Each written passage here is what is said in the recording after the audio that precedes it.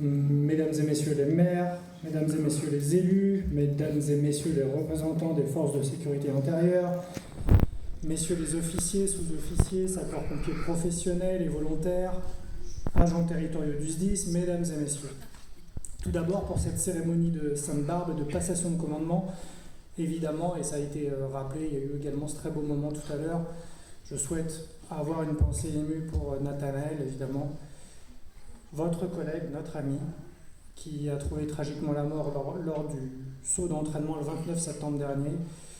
Évidemment, nous avons une pensée pour lui. Nous continuerons d'avoir une pensée pour lui. Nous ne l'oublierons pas. Et ce moment de recueillement qui a eu lieu tout à l'heure nous a rappelé à quel point le sacrifice de certains ne doit évidemment jamais être oublié. Et évidemment, une pensée émue pour sa famille, pour ses proches, évidemment ses collègues. Cette cérémonie de la Sainte-Barbe est également l'occasion de rendre hommage à tous les personnels du centre d'incendie et de secours de l'Ezat-sur-Lèze et dans le même temps d'acter une passation de commandement. Alors, une telle passation témoigne d'un changement au sein d'un centre, un changement qui n'est pas neutre et qui affirme aussi pour le représentant de l'État que je suis de la continuité du service rendu au public. Lieutenant Spécia, lieutenant Pinson, vous incarnez tous deux une vocation, où l'engagement est une valeur cardinale et où l'aide, l'assistance et le service aux autres est une seconde nature. Lieutenant Spécia, je tiens à vous remercier évidemment très sincèrement d'avoir assuré l'intérim de chef de centre ici à l'Ezat. On se connaît bien, je vous ai souvent vu à l'œuvre sur le terrain. Je sais l'homme de grande valeur que vous êtes, le leader, à la fois empathique et exigeant, et je pense que vous étiez évidemment la bonne personne pour cet intérim. Vous êtes de celles et ceux qui tirent le service public vers le haut aussi. Au nom du préfet, je vous en remercie. Le lieutenant Pinson, on sent en vous une forme de sérénité, de détermination, une espèce de force tranquille. C'est ce que vous dégagez. Et je ne doute pas, en tout cas, de votre pleine et entière réussite dans vos nouvelles fonctions.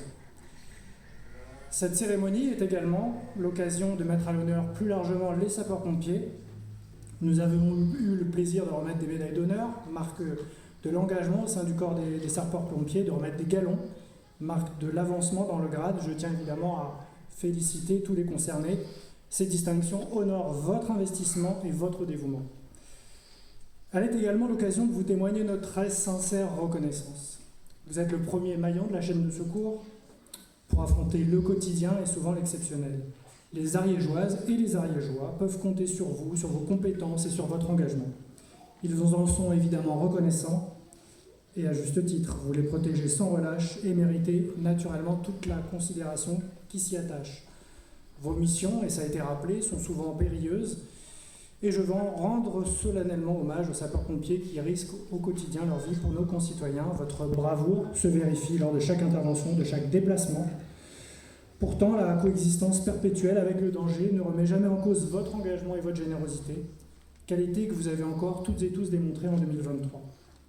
L'épisode, notamment d'inondation, l'épisode pluvieux que Monsieur le maire vous avait rappelé, en est un exemple, évidemment, avec la mise en danger de plusieurs automobilistes et l'action efficace de certains d'entre vous. C'est grâce à votre réactivité que ces personnes ont pu être mises en sécurité.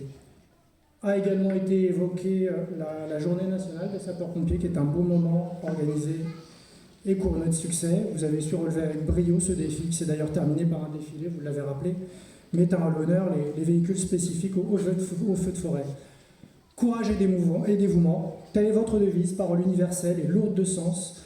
Que vous soyez sapeurs-pompiers professionnels, volontaires, jeunes sapeurs-pompiers ou agents du SDIS, je salue avec respect le travail de vous tous, soldats du feu. Sainte-Barbe étant de coutume, je vais lire maintenant le message du ministre de l'Intérieur et des Outre-mer qu'il vous adresse personnellement à cette occasion. Je vous remercie.